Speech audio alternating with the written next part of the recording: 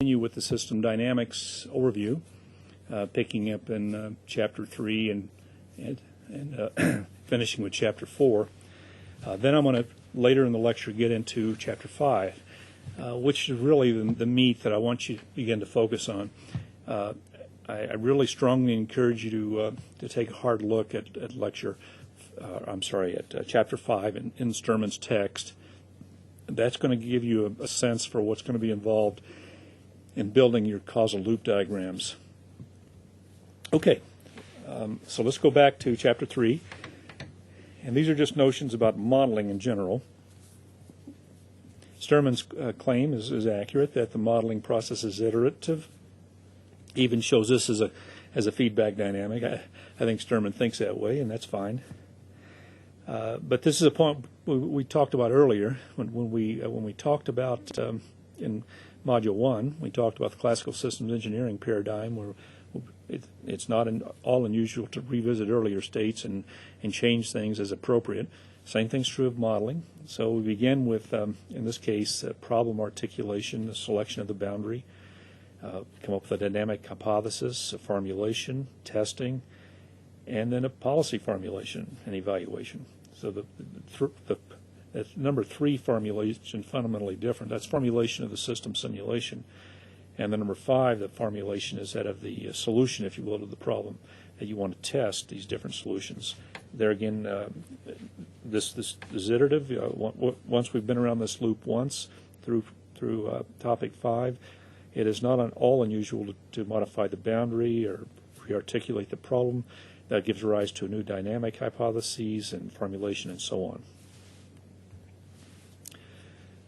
Now, the other thing that's important here, there are things external to the system, obviously, that we're the modeling anyway of the system that we're doing, and that's the real-world system. So in this graphic, what's shown is that iterative modeling paradigm in the center, but that's influenced, obviously, by the real world, by information we get from the real world that changes or modifies the problem and the dynamic hypothesis and so on.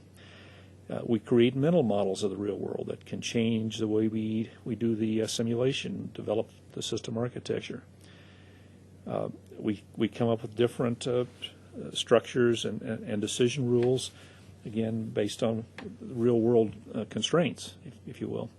All of those things hopefully impact the modeling effort we're doing, and that's what's shown in this graphic. Once again, Sturman has liberal use of these feedback dynamics, which is important. It's all true. A notion about what the model is and what it is not. The model, remember this, is an abstraction of the system. The model is not the system itself.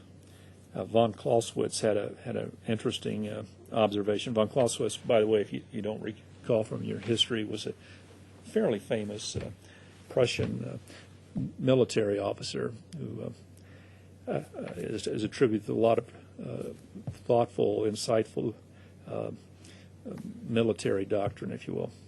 Well, his point was that the map is not the territory, which is the same sort of thing as this model is not the system. If the map was indeed the territory, it'd be very difficult for you to fold it up and put it in your pocket if it is the real system. So that's his point here. The model is not the system. Always keep that in mind. It's an abstraction of the system. Another point that's really important in modeling is that the time frame be chosen properly. In this particular case, what we're showing is U.S. oil production and consumption and imports and price over a 10-year time horizon. Focus on the 10-year time horizon issue. So we're looking at those variables from 1986 through 1996. And we see that that they appear fairly flat. Consumption looks kind of flat.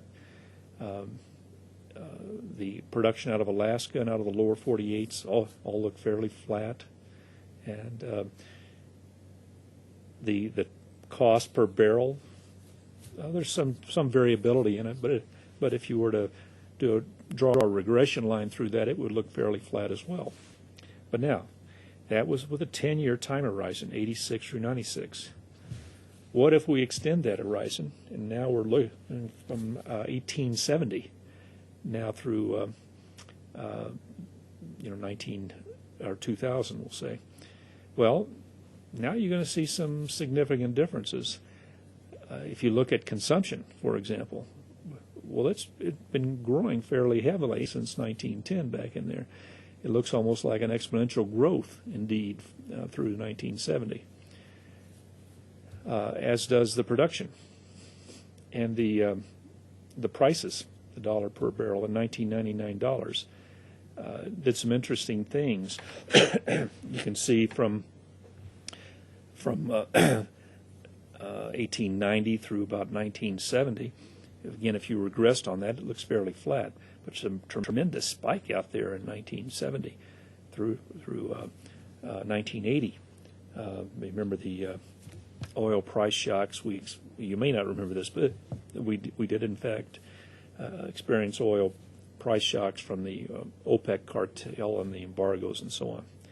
That really sent a ripple through our system. And indeed, the United States Department of Energy was formed under Jimmy Carter as a result of that phenomenon.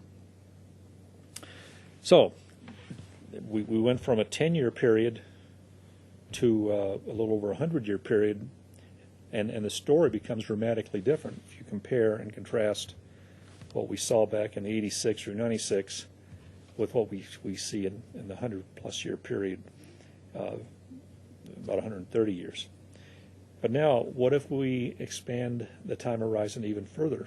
Can we draw more insights? Well, this is pretty telling. What if we went back to 10,000 BC and 5,000 AD here? The fossil fuel era with a time horizon of 15,000 years. Now this whole stuff with all this noise in it and everything looks like a blip in there, a very narrow blip, where we have the Industrial Revolution.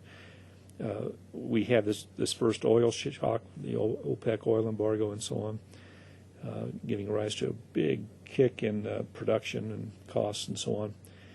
And as shown in this graphic, it's tailing off and dying away due to depletion of resources or changes in technology or whatever the case may be. It's not clear that's going to happen in my lifetime, maybe not in your lifetime, but it will happen eventually. Anyway, nevertheless, the point of all this is the story that you're conveying with a 10-year time horizon. When you compare and contrast that with a 130-year time horizon, and you finally compare it with a 15,000-year time horizon, the story you're conveying and the decisions that you're trying to influence are going to be profoundly different. Time horizon's important. And different decisions can lead to very different dynamics. This was something that J. Forster came up with years ago when he was doing his world dynamics work. And he essentially came up with these different scenarios. And let's describe those to you a little bit here. What he observed or assumed, if you will, in these different scenarios was that if you think of sales, and this is say corporate growth, his argument was that it's very rare that a company grows smoothly, as shown in curve A. It eventually reaches a healthy, sustained plateau of mature life. More frequently, the company follows the pattern shown in B, where it appears to be succeeded first and then encounters a severe crisis that leads to bankruptcy or merger. And often the pattern is growing stagnation, as you see in curve C there, marked by neither success nor failure. And of those companies which do show a long-term growth trend, the most common pattern is that shown in curve D, where the growth is accompanied by repeated cycles. So Forster went into this world of policy analysis and understanding corporate growth and so on, with those sort of expected behaviors in the back of his mind, because he actually literally did observe those. And indeed, with the system dynamics modeling paradigm, you can explain these different behaviors fairly straightforward explanation. You have exponential growth in one case and exponential decay in case B, and these cases where you have some oscillatory behavior that's goal-seeking, if you will, in both C and D, that is essentially limiting behavior with a time lag on it, giving rise to the oscillation. And so Forrester came up with these different this model, a diagram for different corporate growth. He has a company on the left side and market on the right. So he has a sales effort influencing the market, products to suitability, delivery date, quality, price, and delivery of the product, all influencing the market.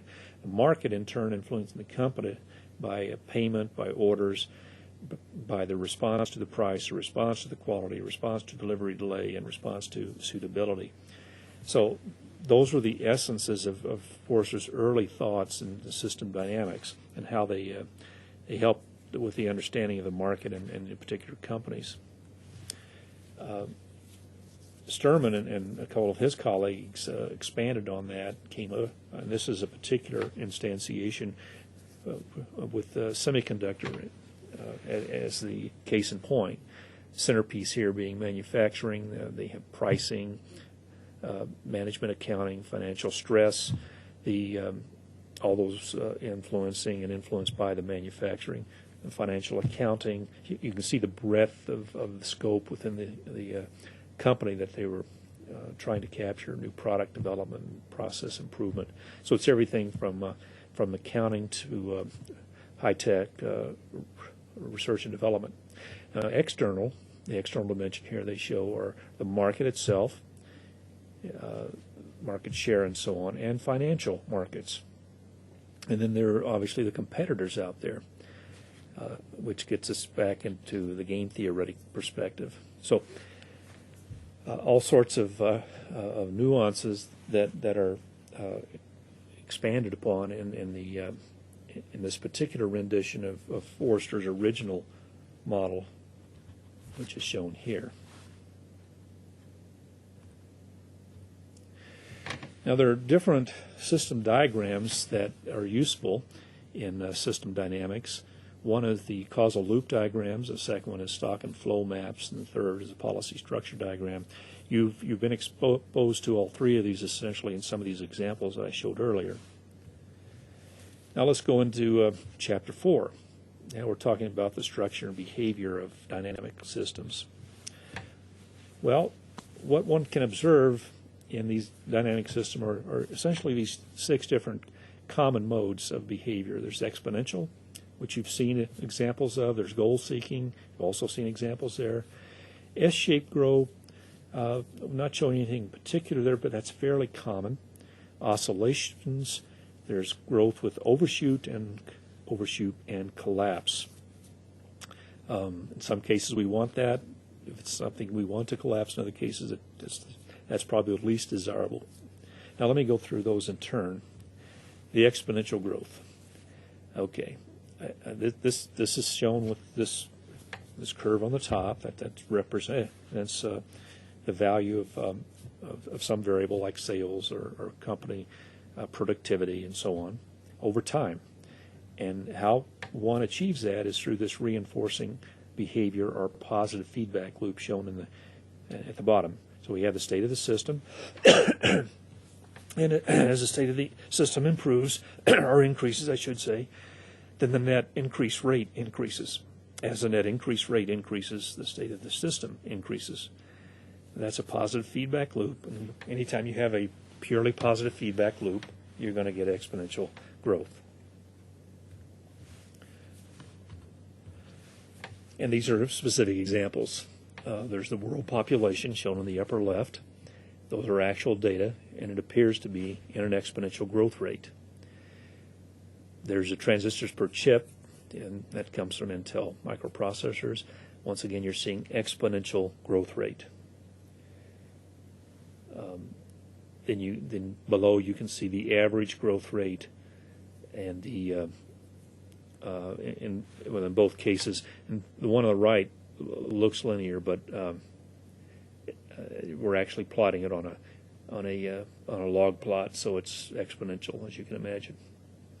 So that's the real data. It comes from Bureau of Economic Analysis. And those are very real examples of exponential growth. So we didn't just make that up. There are indeed systems out there that exhibit that kind of behavior. Well, the second kind of behavior is that of goal seeking. So here we have a system that's achieving some goal out there. So it's shown graphically here. The state of the system approaches, again, exponentially or asymptotically, I should say, a goal state over time. How's that accomplished? Well, we have in this case, a state of the system, as before. We have a goal, or desired state of the system, that's outside the loop. We compare the current state of the system with this goal state, and we make corrective action and as appropriate. And so the state of the system, as it changes, the discrepancy between that and the goal is going to go down. That's where the negative sign comes in. And a corrective action will also, as the discrepancy goes down, the corrective action also goes down. That's a positive there. And as the corrective action increases, the state of the system increases. So following that around, that is indeed a negative feedback loop as opposed to positive. So it's going to be a limiting, and it's going to seek out that goal that's specified for it as the system variable outside the main feedback loop, the goal, or the desired state of the system. Here's some examples there. So we have semiconductor fabrication defect rate, and that's achieving a goal. Obviously, a desired goal state there would be 0, but in fact, one can never achieve a 0 defect rate, albeit that's a noble cause. The nuclear plant load factor, that's maxing out there. You can see it seeking a goal. The television share of all advertising in the United States, goal seeking there at about 23%. And then U.S. traffic fatalities per vehicle mile, seeking out ideally a 0, never going to achieve the 0, but getting a lot better than in the 1930s. So these are real systems exhibiting real goal-seeking behavior. Now, oscillatory, where do we get that? Well, that comes in where we have balancing, negative feedback dynamic, so it's goal-seeking, but there is delay in the system.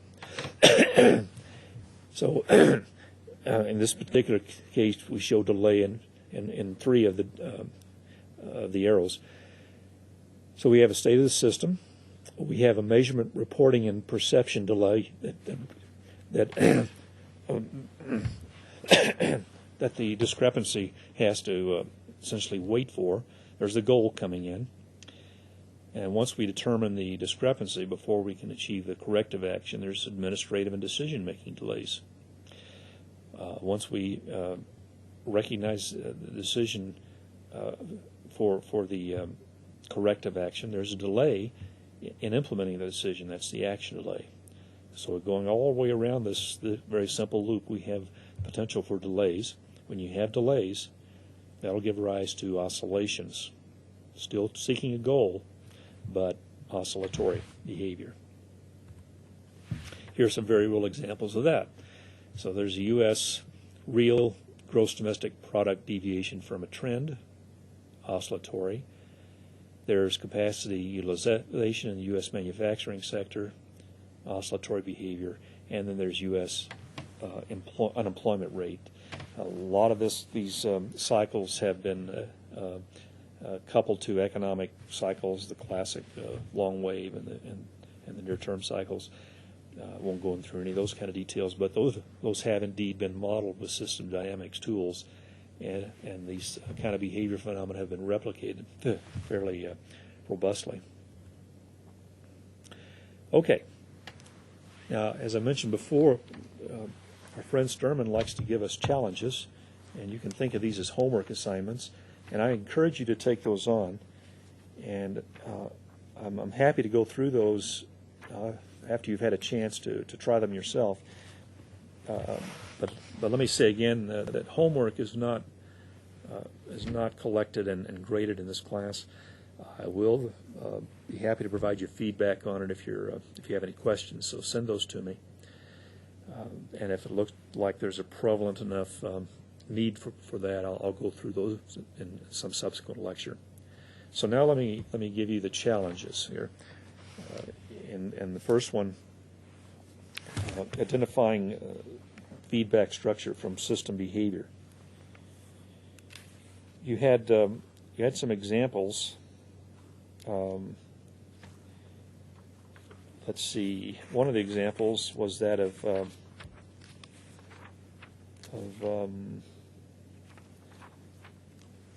the exponential growth rate. So, and those were shown. Let me go back and show you those. Okay, they're shown here. So what this particular example or this particular challenge is to sketch a causal loop diagram to capture the loops that you identify. You've got to have negative or positive feedback loops. So identify as many negative feedbacks that might halt the growth in those systems that you can. So that's your first challenge here. The second one is related to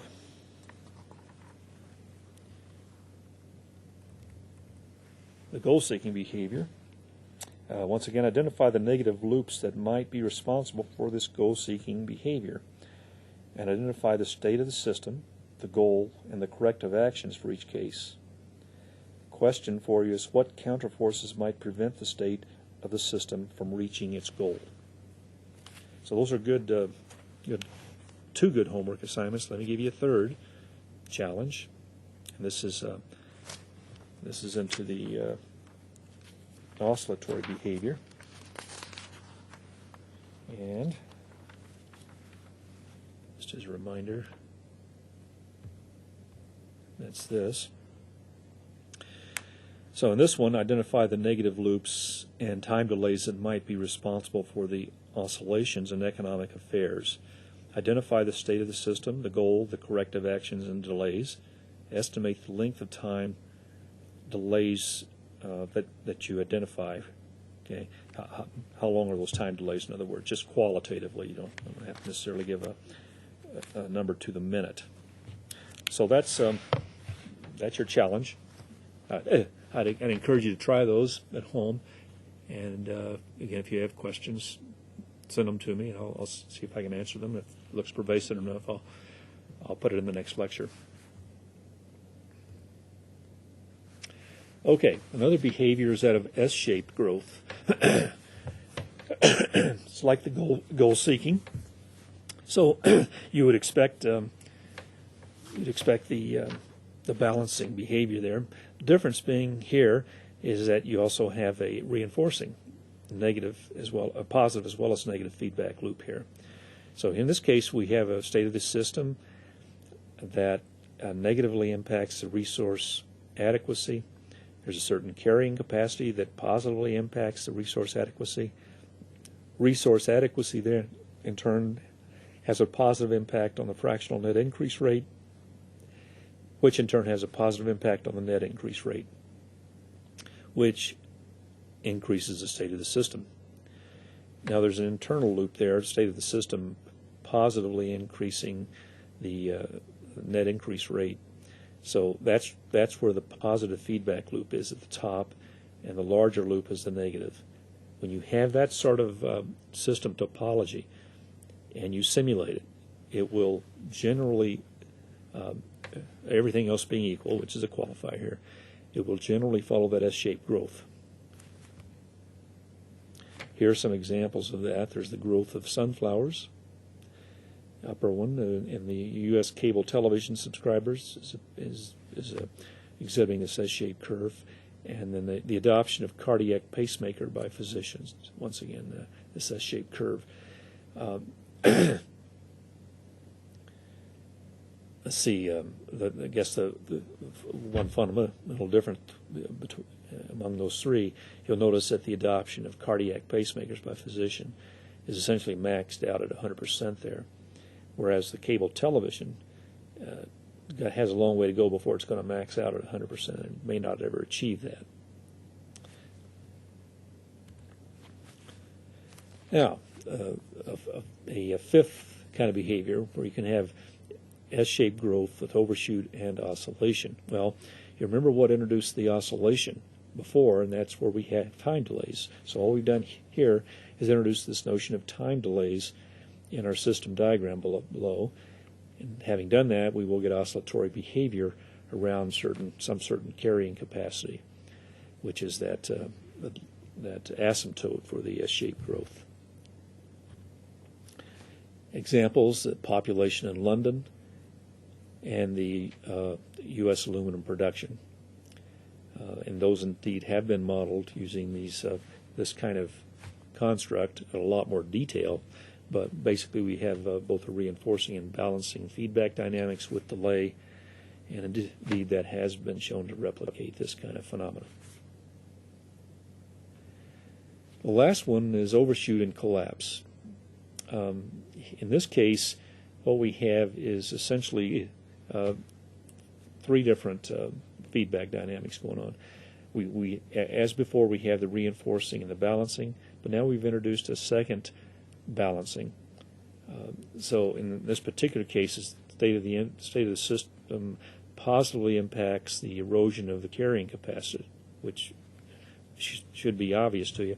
So as that erosion increases, then the actual carrying capacity decreases, which causes the resource adequacy in turn to decrease. Remember, the direction is the same.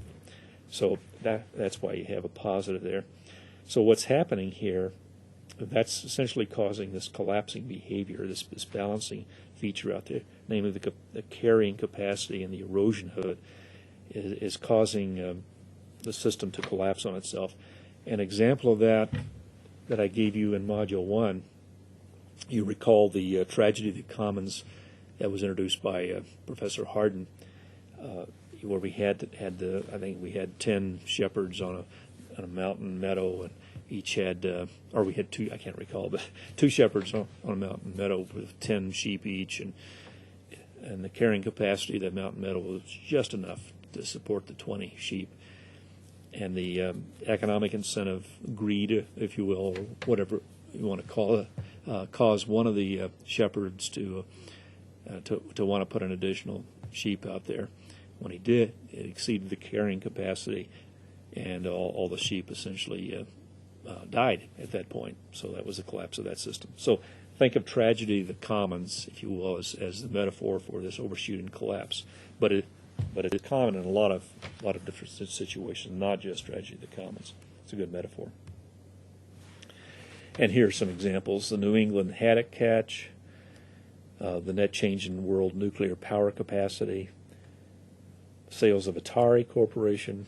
That's probably, I know that's before your time, but it was a computer corporation that lost their sales after time. And then silver prices. We had a big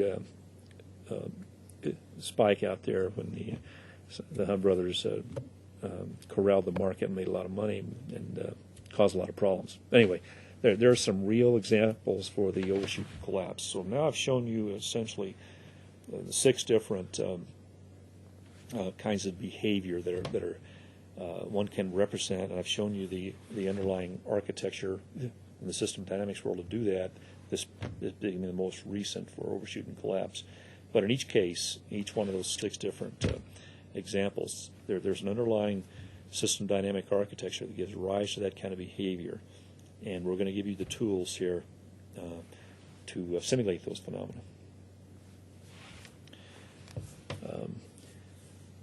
This is another one where we showing some collapse, if you will, in the estimated population and tree cover of Easter Island.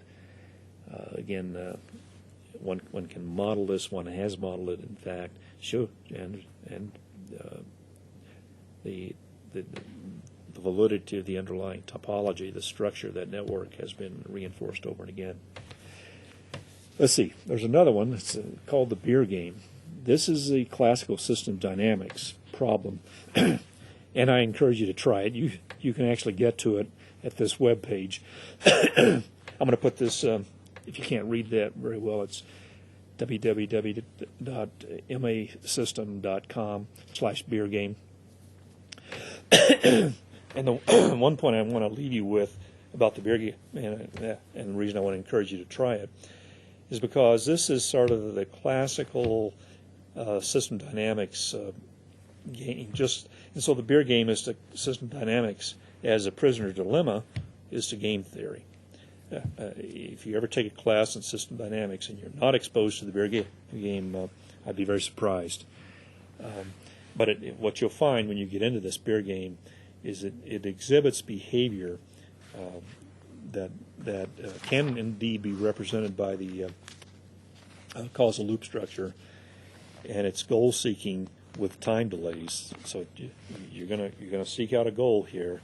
That's what you'll see in the behavior of this classic game, and it'll be oscillatory in behavior because of inherent time delays between information given to the consumer, the retailer, the distributor, and so on. But again, I encourage you to go play with this, and I think you'll find it a good learning experience. There are damped oscillations. There are oscillations again because of these the feedback structure, but it's damped, and this is a fairly typical outcome for the factory orders in the beer game. It does have limit cycles, and again, this is given to understanding, if you will, if you look at the underlying topology of the feedback dynamics of the game. There is chaos, and that's depicted here. So I guess the point of all this is that a lot of these phenomena, the limit cycles and damped oscillation and the chaotic behavior, all these are sort of inherent, can be observed in this one simple little beer game.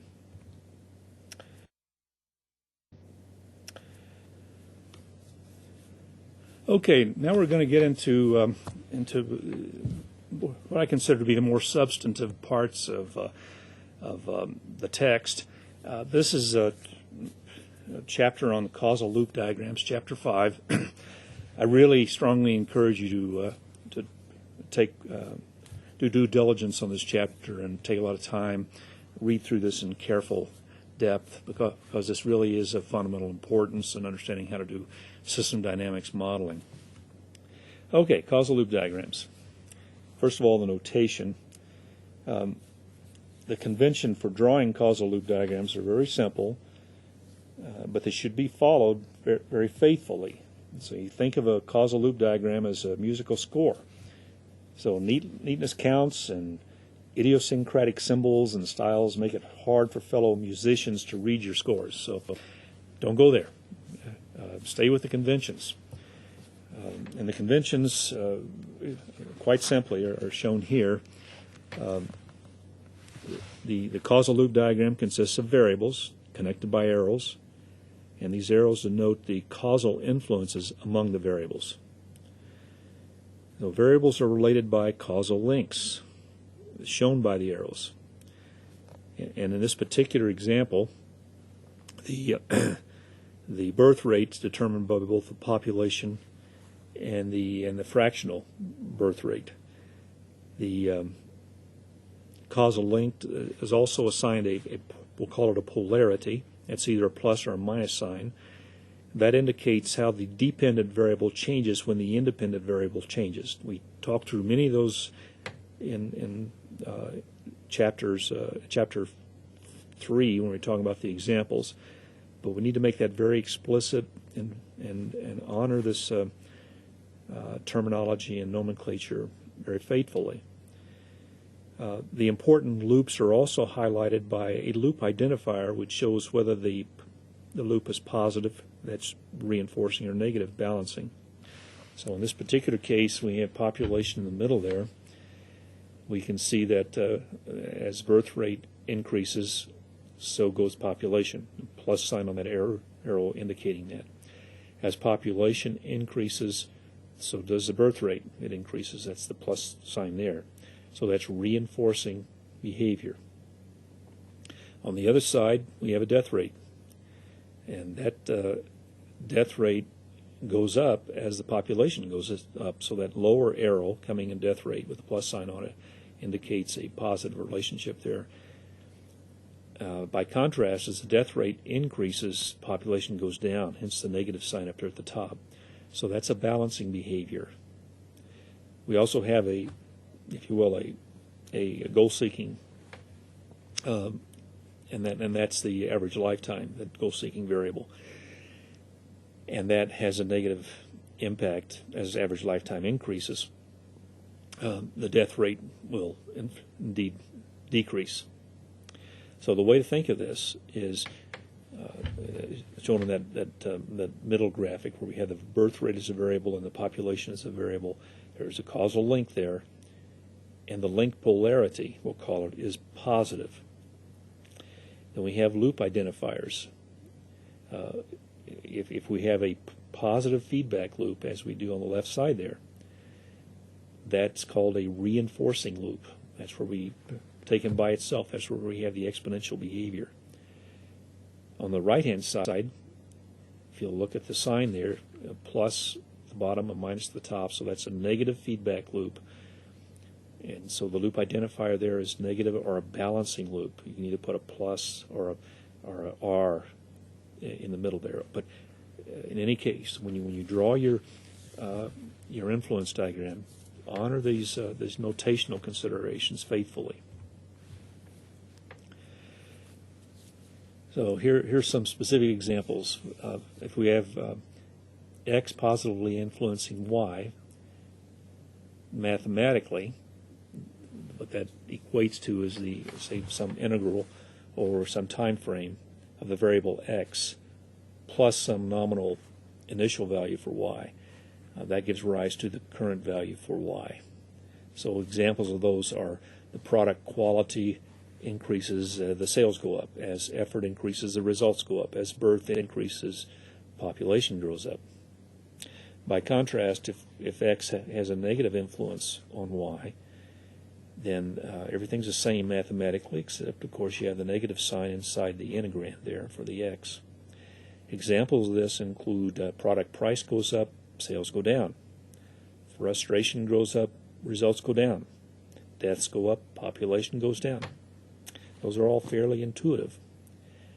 But now you're beginning, I hope, to understand the link polarity, the definition, and some real examples of how these things apply. Now there's a correct way and an incorrect way to think of these things. For example, don't get caught up in say regression or statistical analysis that tell you there's a correlation, if you will. And here's an example of that. One could have simply, if you simply looked at data and did some correlation analysis, one could conclude that as ice cream sales go up, murder rates go up. Well, that's a little hard to explain causality. But as it happens, there's another one lurking in the background. The other variable is that of the average temperature. And it is also true that as average temperature rises, ice cream sales go up. But it's also true that as average temperature rises, the murder rate goes up. So the causality is actually at a different variable level, in this case the average temperature. So don't confuse causality with correlations.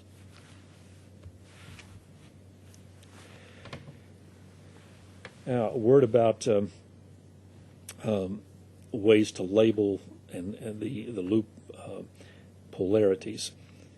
Okay, at the top we have a customer base, we have a customer loss rate, and yeah, those two are related. We have sales from word of mouth and customer base, and those two are related. But a better way to represent that, the correct way to represent it, is to actually put some signage on this thing. So as sales from word of mouth increases, customer base goes up. Customer base goes up, sales from word of mouth increases. Positive, reinforcing feedback loop.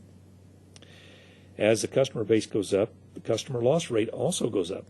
As the loss rate goes up, customer base goes down. So that's a limiting behavior. Balancing behavior. That's a negative feedback loop.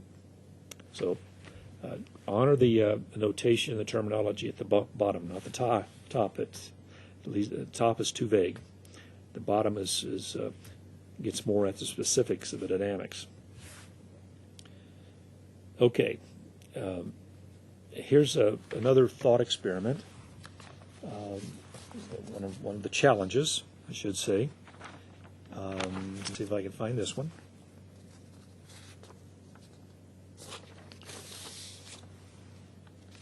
And this challenge is that of signing link polarities. And what's asked of you here is to consider the attractiveness of a product to customers, as it depends on various attributes of the product. Assume this sort of dynamic you see in this graphic. Assign link polarities, and then determine what feedback loops might be created as product attractiveness changes the demand for the firm's product, and then add those to the diagram. Label the link and label the loop polarity. So take this very simple graphic, put some valences, if you will, on those arrows, pluses or minuses. Now imagine what feedback dynamics might be going on. Introduce more variables if you need them. Label those arrows, connecting them back in. Identify the loops, and then identify the signage of the loop. Is it a positive or negative feedback loop, reinforcing or balancing behavior? So that's a challenge for you, a homework assignment. Okay, here's some feedback loop examples. And in this case, what we're looking for here is another challenge. We want you to, and this is another homework assignment, we want you to identify and label the polarity of the links and the subsequent loops in these examples. So each of these are homework, if you will. Here, come up with the valences on the arrows, introduce new feedback loops, new variables, come up with the signage, if you will, on those feedback loops. And then here, we're asking you to label the arrows again and tell us what the feedback loop is. Is it positive or negative? So let's see. Now a notion about how do we calculate the open loop gain of a loop. So on the left-hand side, you see a loop that's been created, x1, x2, x3, x4, back to x1 again. And this is a strategy that was used in the electrical engineering controls community, and still is, where you break the loop at any point, and now we have an open loop gain. And we trace the effect of the loop change around the loop. So the polarity, if you will, of the loop is essentially the rate of change of each one of those operators. So this, I have to apologize for this particular graphic that was given to me. Those z's that you're seeing are actually differentials. So every time you see a z, read it partial derivative of. So what it's telling us is that the partial derivative of x1 open with respect to x1, in the open loop, the partial derivative of the output side with respect to the input side of x1 is given by the product of those individuals. And that's simply an application of the classical chain rule that you learned in freshman calculus. And so essentially what we're looking at is the first partial derivative for each one of those arrows. So we're looking at the rate of change of each, say, x2 with respect to x1. Then we're looking at the rate of change of x3 with respect to x2, and the rate of change of x4 with respect to x3, and then finally x1 open with respect to x4. So those are all partial derivatives, and just think of the slopes of these lines. If the slope is positive, which is what the first partial is, if the slope is positive, that means we have a positive effect on that arrow, meaning that as x1 increases, x2 would increase, and so on. If the slope is negative, that means, say in the case of x1 and x2 again, as x1 increases, x2 decreases, so that we have a negative slope. So that's all that's telling us mathematically.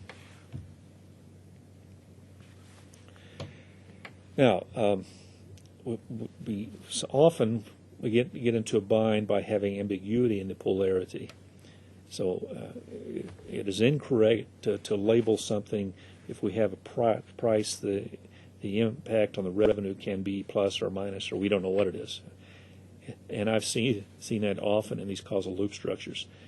We have to correct any ambiguity. We want to put either a plus or a minus, not a question mark, not both on this thing. So the way we correct it in this very simple case, price increases, revenue increases, very clear plus sign there. But as price increases, sales decrease, negative sign there at the bottom. As sales decrease, revenues decrease, or conversely, as sales increase, revenues increase. So the connectivity from price through sales to revenue is net negative, hence the negative sign in the incorrect one at the top. Yet the connectivity from price directly to revenue is positive. So that's why the author on the left side had an ambiguous statement. He didn't have enough resolution in this model. Okay, now we get to another challenge here. We have in this particular case, your client team is worried about employee motivation and is debating the best ways to generate maximum effort from their people. They've drawn a diagram, and that's shown here, and they're arguing about the polarity of the links. One group argues that the greater the performance shortfall, that's the greater the gap between the required performance and the actual performance, the greater the motivation of employees will be. So they argue that the secret of motivation is to set very aggressive, even impossible goals, so-called stretch objectives, to elicit maximum motivation and effort. Now, the other group argues that too big a performance shortfall simply causes frustration, as people conclude there's no chance to accomplish the goal. So the link to employee motivation should be negative. Your challenge is to expand this diagram to resolve the apparent conflict by incorporating both theories. And you're to discuss which links dominate under different circumstances. And then, if you can, give some examples from your own experience where these different pathways were dominant. How can a manager tell which pathway is likely to dominate in any situation? And what are the implications for goal setting in organizations? Actual and required performance are not exogenous, but they're part of the feedback structure. So how does motivation feed back to performance, and how might actual performance affect the goal? Anyway, indicate those loops in your diagram and explain their importances. That's a challenge. Okay. It's another important thing to do when you're building your causal loop diagrams is to actually, if you can, always make room and label your loops. That'll really increase the clarity of the diagram when you're trying to communicate it to others, but it'll also help you because these things can become very big very quickly, and it's nice to know some of these underlying phenomena. So that's a good reminder for you. So let's just talk through this very briefly. In the one in the upper right hand, the loop there, you see the midnight oil loop. We have schedule pressure. As that goes up, the overtime increases, the completion rate increases, the work remaining decreases. Schedule pressure then would decrease. The limiting behavior, that's a negative feedback loop balancing. But we've labeled that burning the midnight oil, essentially, or midnight oil. Now, what's going to happen conceivably is that's going to give rise to fatigue. So as you work overtime, after some delay, there's fatigue that sets in.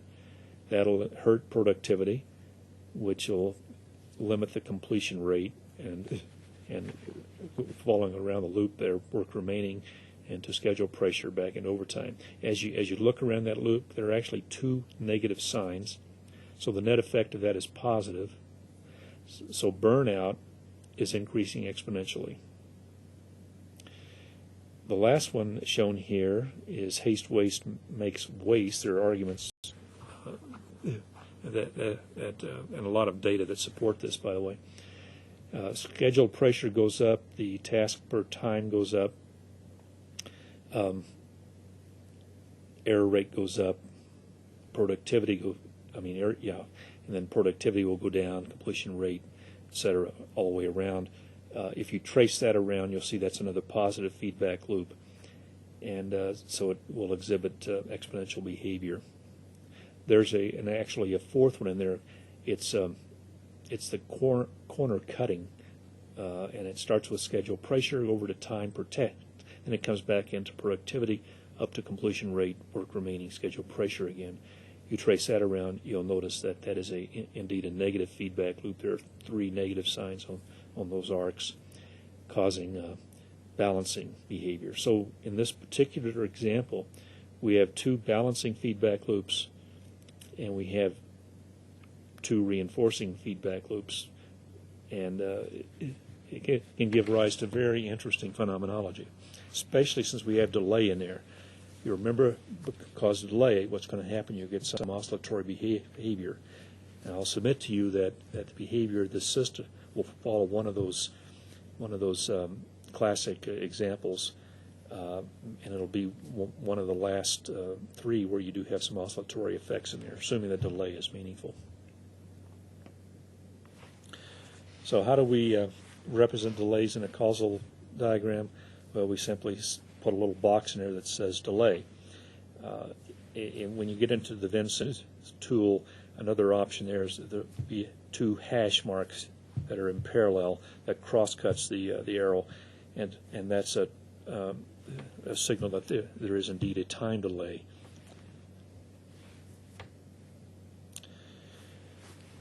This is an example of how time delay has played into gasoline demand and expenditures. So we effectively, in this case, we had a gasoline price hike. You see that step function back there. That gave rise to consumption gradually declining, as shown in the middle graph there. In the bottom graph, it showed a spike initially in expenditures on gasoline because people had to be responsive to the gasoline price hike. But that eventually eroded over time in terms of expenditures, and it sought out an equilibrium that was even lower than initial cost. And that if you look at this graphic up there, you can see why that's playing out here. We're having efficiency improvements in the cars that are actually sold out there, meaning you get better gas mileage, therefore gasoline or dollars expended for gasoline are going to decline over time, but it takes a fairly long time frame for that to actually happen.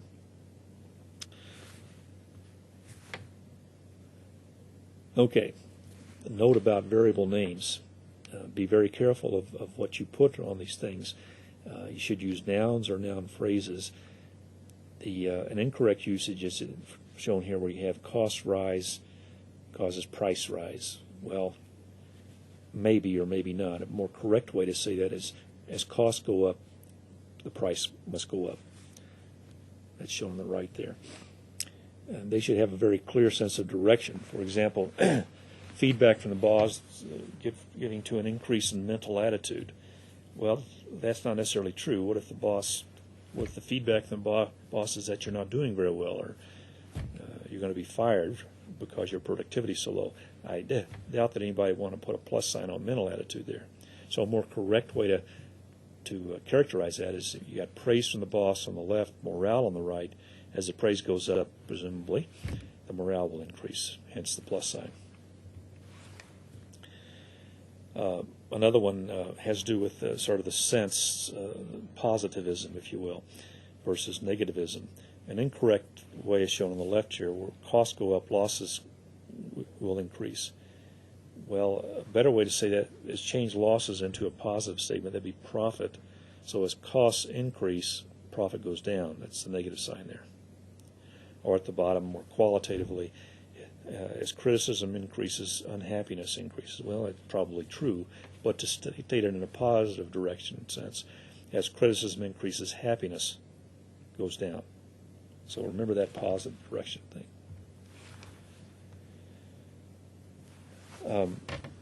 Another thing is to make these links very explicit in what they're representing. So if you show this top one, market share causes unit cost to go down, that might confuse most people. So you might break that arrow up and say that as market share increases, the production volume increases. That's fairly intuitive. As production volume increases, the cumulative production experience increases. As the cumulative production experience increases, the unit cost will go down. So you can see how you can get the negative from market share to unit cost, and it's much more intuitive when you break it out and give it more detail. Now, don't go over. Let's see. Don't take detail to an extreme. Let's keep it as simple as possible. Now, we want to make the goals of the negative loops very explicit. It's shown here on the right-hand side in each case. So let's start at the top. An incorrect way to show this limiting behavior, if you will, balancing behavior. We have product quality, and as product quality increases, quality improvement programs, the need for those is going to go down. And as quality improvement programs increase, product quality increases. So the net effect there is a negative feedback or balancing loop. But we want this to be goal-seeking, so let's give it a desired product quality, as shown on the right there. So we're balancing the current product quality, or perception of it anyway, with the desired product quality to get a quality shortfall, and that gives rise to the need in quality improvement programs. At the bottom, if you're a coffee drinker or a tea drinker, it's more intuitive to you, or remember your basic physics. As the coffee temperature increases, the cooling rate goes up. As the cooling rate goes up, the coffee temperature decreases, so you're going to have balancing behavior there. But now what's the goal it's seeking? Well, it's seeking the room temperature. So on the right, we've introduced that notion. And so we're comparing the current coffee temperature with the room temperature, and we're computing a temperature difference, and that'll give rise to a cooling rate, which influences the coffee temperature. So always keep that in mind. If you're going to have balancing behavior, put the goal out there that's going to be sought. So you can compute this differential between what's the actual and what's the goal. I mentioned before there's this business about actual versus perception. There's a certain product quality that's real up in the upper left hand here on this loop. There's a delay over to reported product quality. There's bias in that reporting system, though, that's going to enhance the reported product quality. And there's a delay getting information back into management's perception of the product quality. That's going to be influenced not only by the true product quality, but also by the bias. Now, management also has a bias toward a higher quality. So there's going to be then a desired product quality shown here as an exogenous coming into quality shortfall, trying to correct that discrepancy after a delay is going to give you your quality improvement programs, which after a delay gives rise to the product quality.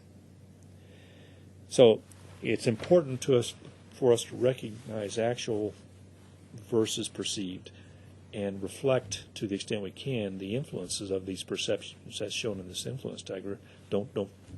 Please don't forget those things, because perception for a lot of people is reality, when indeed it's pretty far from reality.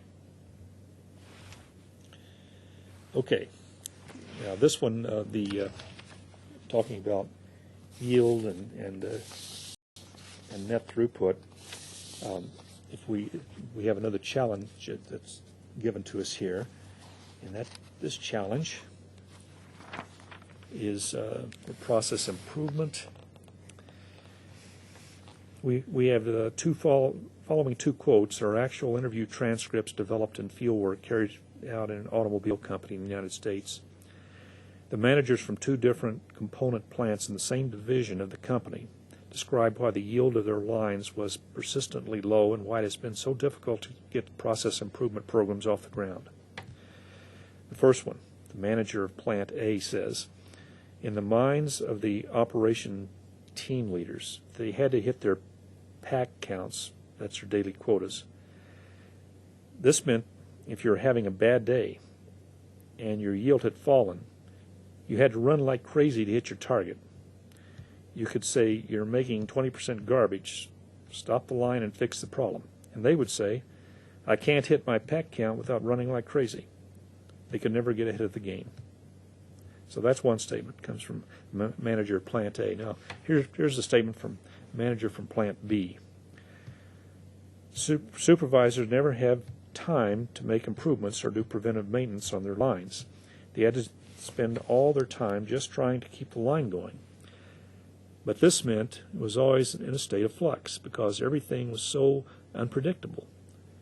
It was a kind of snowball effect that just kept getting worse.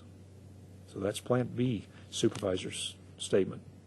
So your challenge is to develop a single causal loop diagram capturing the dynamics described by these interviews. Name your loops using terms from the quotes where possible. Explain in a paragraph or two how the loops capture the dynamics described. Build your diagram around the basic physical structure that's shown in this graphic. The net throughput of a process, that's the number of usable parts produced per time period, for example, could be the number of usable parts produced per day.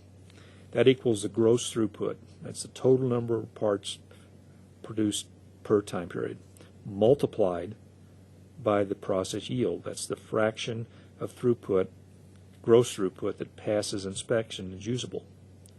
The remainder is the gross throughput. Times 1 minus the yield, they're defective. So that's all described for you in this challenge, and it's on page 158, 159 of your text.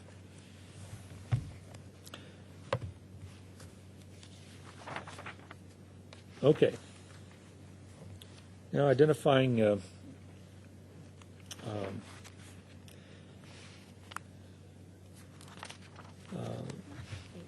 let's see, some key variables. What I want to do with this problem, this example I should say, is bring it closer to home and talk about managing your workload as a student. This is a case study. So this example is going to show you how this causal diagramming can help you. So let's consider the process of managing your workload as a student. And you might be an engineer in a product development organization or a consultant, but to keep it concrete, let's focus on you, the student, managing your workload. So let's imagine you balancing classes and assignments with your outside activities, your personal life, and sleep. And during the semester you attend classes, you do the readings, and hand in assignments as they're due, at least on occasion. You probably try to work harder if you think your grades are lower than you desire and take more time off when you're sleep deprived and your energy level falls. So there are two basic policies that you can follow. There's the grasshopper and the ant policy. So the ant strategy is never put off until tomorrow what you can do today. The grasshopper strategy, never do today what can be put off until tomorrow. So the ant works steadily throughout the semester as work is assigned and never builds up a large backlog of assignments. And as a result, the ant avoids the end of semester crunch, keeps the work week under control, and is able to stay well ahead, rested. The ant gets enough sleep, productivity is high, and the ant has plenty of time to participate in outside activities. The ant's grades improve steadily throughout the term. Now, in contrast, grasshopper defers the work until the last minute. Grasshopper's work week is low at the beginning of the term, providing lots of time for parties and outside activities. The grasshopper can stay reasonably well rested despite a heavy social schedule because the work is so low. But because the grasshopper doesn't do the work as fast as it is assigned, the assignment backlog steadily builds up. And eventually it's crunch time. The grasshopper starts putting in long hours, perhaps pulling a few all-nighters. Unfortunately, as sleep suffers, energy and productivity fall, the rate and quality of work suffers, grades plummet, and the term ends before the grasshopper can finish all the work, perhaps leading the grasshopper to plead for extensions from the faculty members. So what are some key variables here? An assignment rate, the rate at which professors assign work throughout the term. That's key. Work completion rate, that's the rate at which the tasks are completed. And say tasks per week. The assignment backlog, that's the number of tasks that have been assigned but not yet completed. That's just tasks. Grades, grades received for work handed in. Let's say that's on a scale from 0 to 100. The work week is the number of hours spent on academic work, including classes, reading, homework, projects, and so forth. That's hours per week. And finally, the energy level that measures how well rested the student is, an arbitrary scale from, say, 0 to 100, where 100 is fully rested and 0 is comatose. You can add other variables as needed, but this set of 6 different variables should be a reasonable starting point for your conceptualization of the feedback structure. Now, what's shown in this graphic essentially is the reference mode, if you will, for the ant. His tasks per week, fairly constant. He's kept up with things. His total tasks and his assignment backlog is also fairly minimal there. It doesn't build up over time. What we're showing at the bottom graph, there are 3 things: his energy level, his grades, and his work week. See, his energy level stays fairly high, his work week is fairly constant, and his grades are rising over time. So that's the reference mode for the ant. In contrast, here's a reference mode for the grasshopper.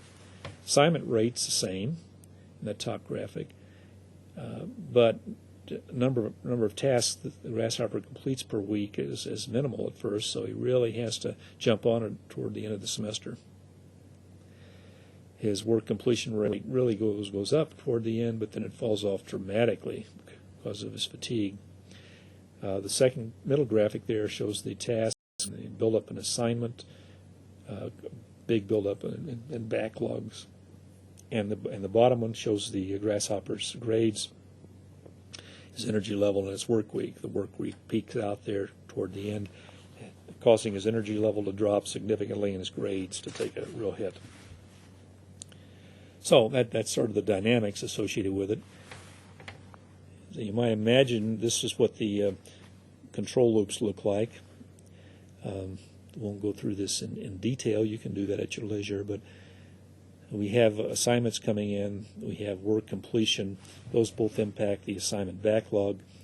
That impacts the work pressure, which has a negative influence on the effort devoted to assignments, which again has a negative impact on work completion rate, comes around and has a negative impact on assignment backlog. If you look at that loop, it's a positive feedback loop. It's a negative feedback loop because you have 3 negatives, hence the balancing effect. And it is limiting as associated with that assignment rate out there. Then you can kick in the midnight oil, and that gives rise to a second negative feedback loop out there. That's driven by things like productivity feeding the work completion rate. So that's sort of the first level, sort of simplistic look at how one structures this. But now let's look at this burnout loop. We need to add a delay in here from the work week to get the energy level factored in appropriately. And the burnout loop then turns out to be a positive feedback dynamic, showing that it's going to exhibit by itself, it would just exhibit exponential behavior. Now the too tired to think loop. It's nice again to cut be sure we have these things all labeled. You see this too tired to think loop over here in the lower left-hand corner. Again, it's a positive feedback dynamic, reinforcing kind of behavior that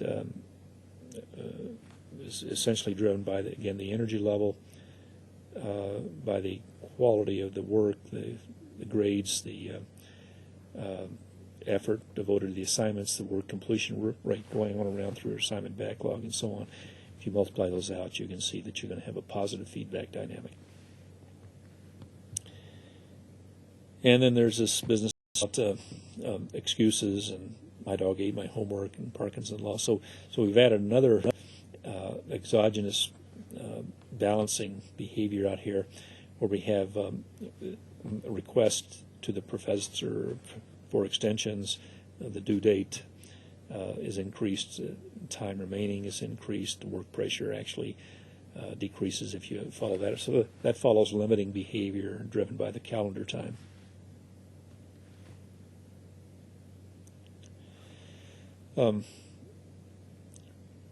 This business about having a goal, it's really important to highlight it very explicitly. So in this case, we have a desired GPA, we have pressure for achievement.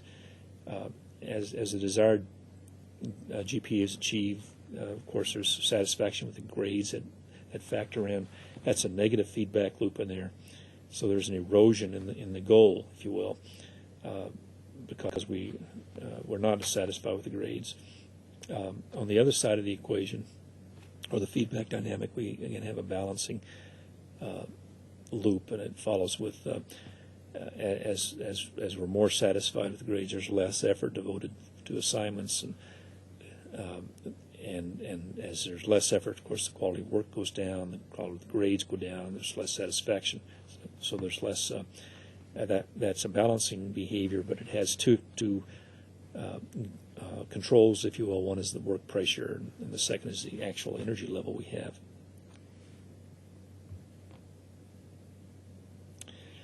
Let's see. The last one here has to do with this invisible hand of our friend. Bear with me just a second here. Adam Smith. If you've ever taken a course in economics, you probably heard of The Wealth of Nations. Adam Smith wrote that text as sort of the seminal work in economics in the day. Well, he has there's something been referred to as his invisible hand. It's one of the most famous metaphors in the English language. Smith realized that the free market creates powerful negative feedback loops that cause prices and profits to be self-regulating. Smith didn't have any modeling tools such as causal diagrams or simulation models. Feedback loops in his description of the functioning of the markets are very clear, though. And in The Wealth of Nations, he argued that for any commodity, there was a natural price which is just sufficient to pay the rent of the land, the wages of the labor, and the profits of the to the person owning the business. So in Adam Smith's world, you had this self-regulating feedback structure where we had the relative value influencing demand, influencing price. If you look at that, that's a negative feedback loop. There's a price of substitutes that impacts the relative value. So this is clearly goal-seeking. At the bottom, we have another balancing loop. As price increases, profits increase. Profits increase, supply goes up. Supply goes up, price goes down. So that's self-limiting, and the cost of production is the sets the goals to be sought there. There are some other good examples in the remainder of this chapter. I won't go through those in detail now, but I do encourage you to read those. The main point I want you to come away with on chapter 5 is the underlying nomenclature. How do you put the signage on the arrows? How does that translate into signage on the feedback loops? Let's be sure we label them properly. Don't introduce any extraneous symbology into this thing. Keep to the symbolism that's provided to you. So let me say again, I encourage you to get into chapter 5, take a good hard look at it, work those challenges. Let me know if you have any problems with any of them, and I'll try to respond to them individually, or if seems appropriate, I'll bring them up in the next lecture. Next lecture, we'll be beginning to get into a different way to look at these structures, these system dynamics, and that will be with stocks and flows. Thank you.